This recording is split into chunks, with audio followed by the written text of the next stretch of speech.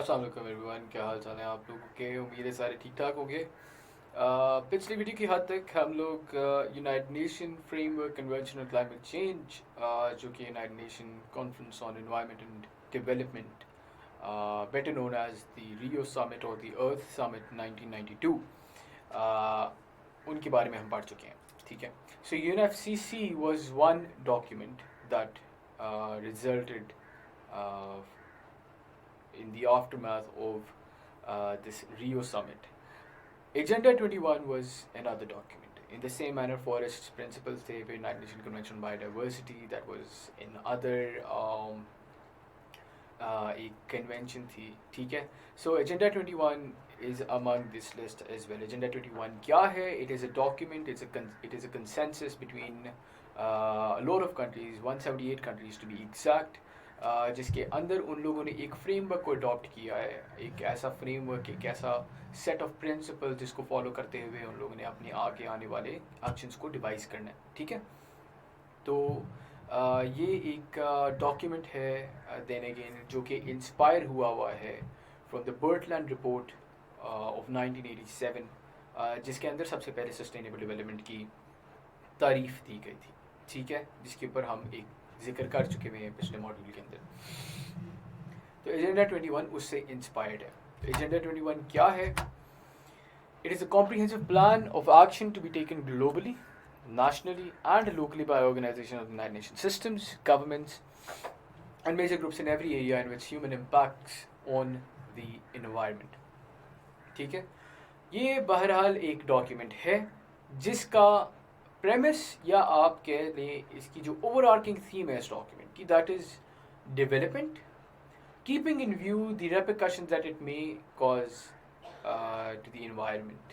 ठीक है, तो एनवायरमेंट और डेवलपमेंट के जो आइडिया है उसको कन्फ्लेट करके आगे चलाने के जो प्रिंसिपल्स हैं उनको एजेंडा 21 डिफाइन करता है।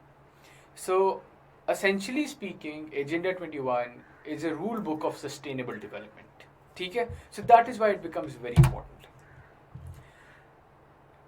वही बात कि ये रियो डिक्लेरेशन में जो है साइन किया गया था, इसके ऊपर कंसेंसस हुआ था, और रियो डिक्लेरेशन जो कि ब्राज़ील में हुई थी 1992 में, इसका जो टर्म है 21 की, आई एम श्योर आप लोगों में से काफ़ी ने अब तक इसको डिसाइफर कर लिया होगा। एजेंडा 21 को हम 21 का नाम इसलिए देते हैं because it is an agenda for the 21st century. देखिए 1992 में 20th सेंचुरी की आखिरी डेकेड चल रही थी, उसके बाद आपने 2100 के अंदर आप लोगों ने जो है शामिल हो जाना था, या उस सेंचुरी के अंदर आप जा रहे थे। तो 21st सेंचुरी की तरफ आप गामजन हैं। तो 21st सेंचुरी के अंदर हम लोगों ने अपनी कौन कौन से एरियाज़ हैं जिनको प्रायोरिटाइज करना है, उस चीज़ को आपका एजेंडा 21 बता रहा है। And that is why rather this is from where the term agenda 21 was coined. ठीक है, एजेंडा 21 को 21 का जो एक टैग लगाया गया है वो इस चीज़ की बिना के ऊपर लगाया गया है। अगर इसका एम देखें तो वही जो मैं आपको कहता achieving global sustainable development, keeping in view environment. Sustainable development आपकी इन्वायरमेंट को मद्देनजर रखते बगैर हो ही नहीं सकती। फिर एक इसका जो मेजर ऑब्जेक्टिव है of agenda 21, it is that every local government should draw its own local agenda 21। Agenda 21 at the end of the day क्या है? एक ब्लूप्रिंट है जो कि एक ग्लोबल लेवल के ऊपर कंसेंसस के साथ माना गया है as the rule book of getting into the 21st century and devising policies accordingly. ठीक है, ये रूल बुक है। ठीक है, सो इस रूल बुक के तहत एजेंडा 21 का जो एक बहुत बड़ा एम था वो ये भी था कि इस रूल बुक के तहत आपकी तमाम जो स्टेक होल्डर्स हैं वो अपने नेशनल लेवल के ऊपर, अपने लोकल लेवल के ऊपर, जो है लोकल गवर्नमेंट लेवल के ऊपर भी अपना अपना एजेंडा 21 डिराइव करें। ठीक है, और उसको फिर अप्लाई करें। इशू जो इसके अंदर डिस्कस हुए हैं, सबसे पहला इशू, चूँकि मैंने आपको बताया कि ये डेवलपमेंट सेंट्रिक एक डॉक्यूमेंट है, तो इसका सबसे पहला इशू था पॉपुलेशन इशू। ठीक है, और इन्होंने कहा, इसने कंक्लूड किया कि it occurs mostly in developing Nations, वो नेशंस जो कि डेवलप कर रहे हैं। ठीक है, क्यों करता है? क्योंकि वहाँ पे ऑलरेडी रिसोर्सेज की स्कार्सिटी होती है, और स्कार्सिटी क्यों होती है उसके ऊपर इसके काफ़ी कुछ पॉइंट ऑफ व्यू से उसके ऊपर भी आते हैं। सो इससे कंक्लूड किया, the children in west consume 18 times more than those of the underdeveloped regions।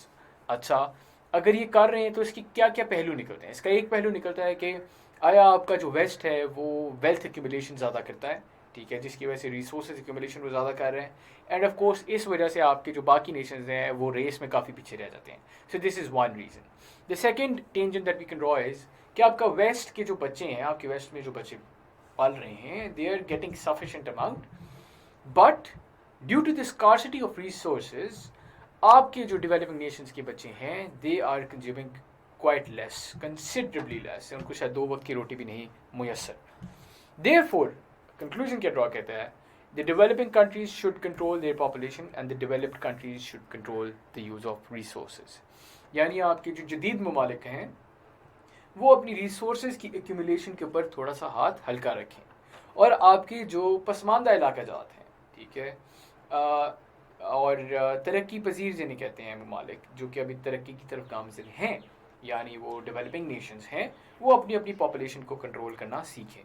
ठीक है. सो ये 2 कंक्लूजन ड्रॉ किए गए as far as the population is concern. दूसरा इसका मसला आ जाता था इम्प्लीमेंटेशन हायरार्की का, कि इम्प्लीमेंटेशन इसकी कैसे करनी है. आपने रूल बुक तो बता दी, इसकी इम्प्लीमेंटेशन क्या करनी है, वही जो मैं आपको पहले बता रहा था.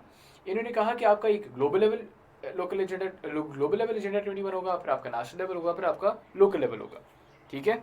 सो agenda 21 at national level is handled by United Nations Department of Economic and Social Affairs. Global level के ऊपर it is handled by United Nation Environmental Programme, ठीक है, जिसकी बुनियाद 1972 में आफ्टर स्टॉकहोम कॉन्फ्रेंस रखी गई थी.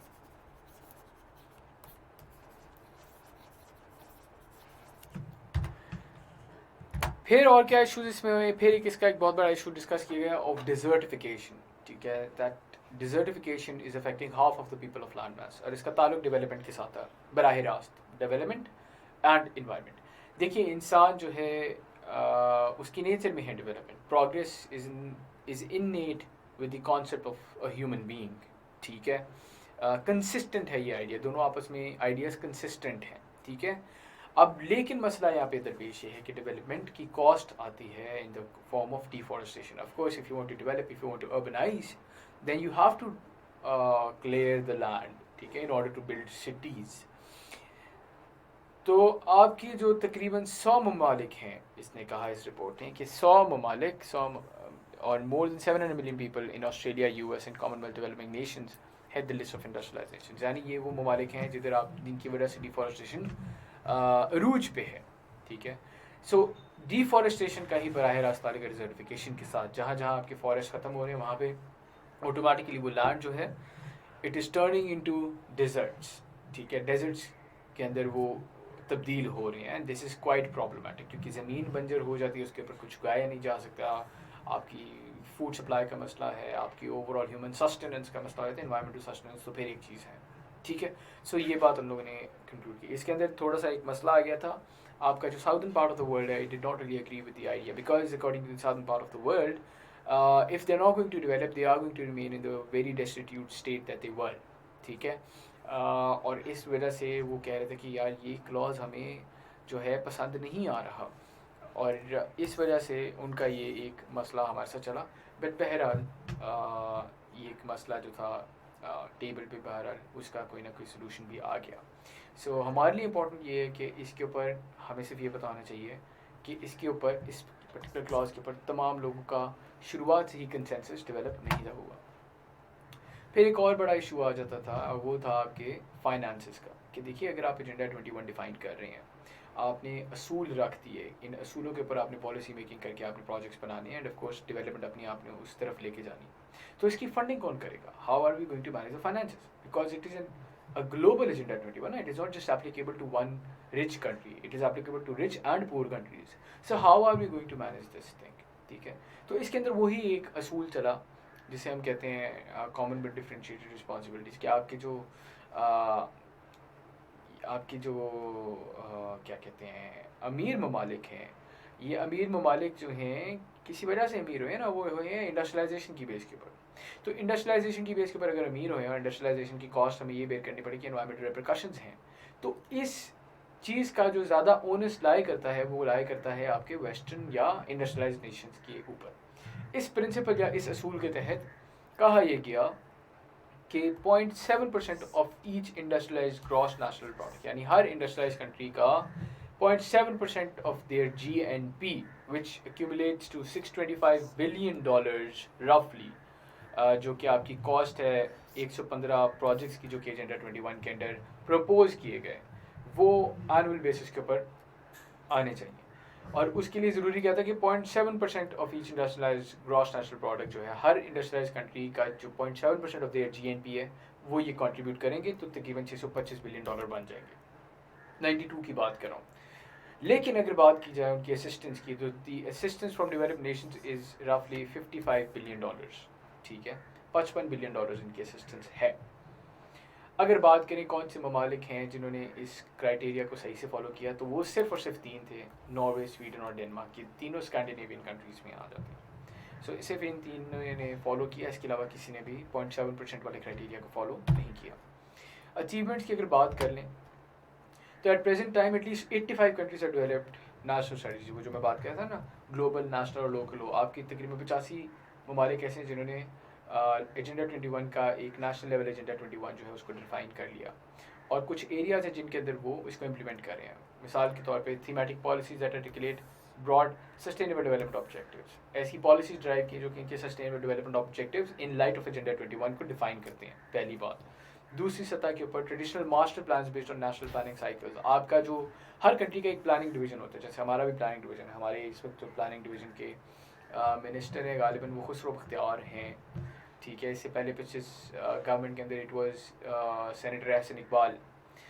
तो जो आपकी प्लानिंग होती है ना, आपकी 10-10 साल की, 15-15 साल की प्लानिंग होती है बिफोर हैंड, ठीक है, उस प्लानिंग के अंदर एजेंडा 21 की रिफ्लेक्शन लेके आए हैं आपके तकरीबन 85 कंट्रीज़, ठीक है।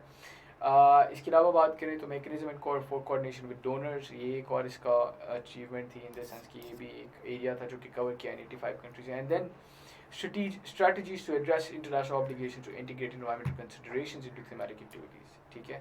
डेवलपमेंट की थीमेटिक एक्टिविटीज़ होती हैं, कुछ थीम्स के ऊपर डेवलपमेंट होती है, ह्यूमन डेवलपमेंट हो सकती है, अर्बन डेवलपमेंट हो सकती है, so on and so fourth. तमाम थीम्स डेवलपमेंट का जो भी आपका आइडिया है उसके अंदर इन्वायरमेंटल कंसिडरेशंस को लागू करना और लाजिम करार दे देना, ये भी एजेंडा 21 का एक बहुत बड़ी सक्सेस थी। तो ऑल इन ऑल अगर बात करें एजेंडा 21 की, agenda 21 is an important idea since it is the foundation upon which Millennium Development Goals और Sustainable Development Goals को सेट किया गया। MDGs और SDGs हमारे पॉइंट ऑफ व्यू से they are fine, they are important, but उसके अंदर भी environmental component, तो वो हमें already cover करें।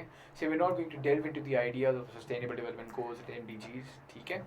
तो बहरहाल Sustainable Development के पॉइंट ऑफ व्यू से और MDGs यानी Millennium Development Goals के पॉइंट ऑफ व्यू से एजेंडा 21 जो था वो एक बड़ा ही कारआमद डॉक्यूमेंट साबित हुआ, और इस वजह से इसकी इंपॉर्टेंस बढ़ जाती है, and that's why it was asked in the paper as well. यहाँ पे मैं एक दो बातें क्लैरिफाई करना चाहूँगा before I move to the next video, और वो क्या है, वो ये है कि I understand that this particular module may be a little dry for all of you because of course it revolves around facts that can not be change, it's more about history and it is the environmental politics that we are discussing right now. तो आप को as far as this module is concerned आपको परेशान होने की ज़रूरत नहीं है। जो बातें मैं आपको बता रहा हूँ इस मॉड्यूल के हद तक दे आर इम्पॉर्टेंट, और आपको वही प्रिपेयर करने की ज़रूरत है। इससे ज़्यादा आपको ना आगे जाने की ज़रूरत है ना पीछे जाने की ज़रूरत है, क्योंकि पेपर पॉइंट ऑफ व्यू से यही चीज़ें इंपॉर्टेंट हैं और यही आती हैं अगर आएँ भी तो, ठीक है। तो बस इन बातों को अपने जहनों में बिठा लीजिए, और इसके साथ ही उम्मीद है कि मुझे एजेंडा 21 आप लोगों को सही से समझ आ गया होगा। I now move forward with Kyoto protocol, तो आप लोगों से अब अगली वीडियो में मुलाकात होती है जिसके अंदर will be discussing Kyoto Protocol इंशाल्लाह, ठीक है। See you guys in the next video, thank you very much.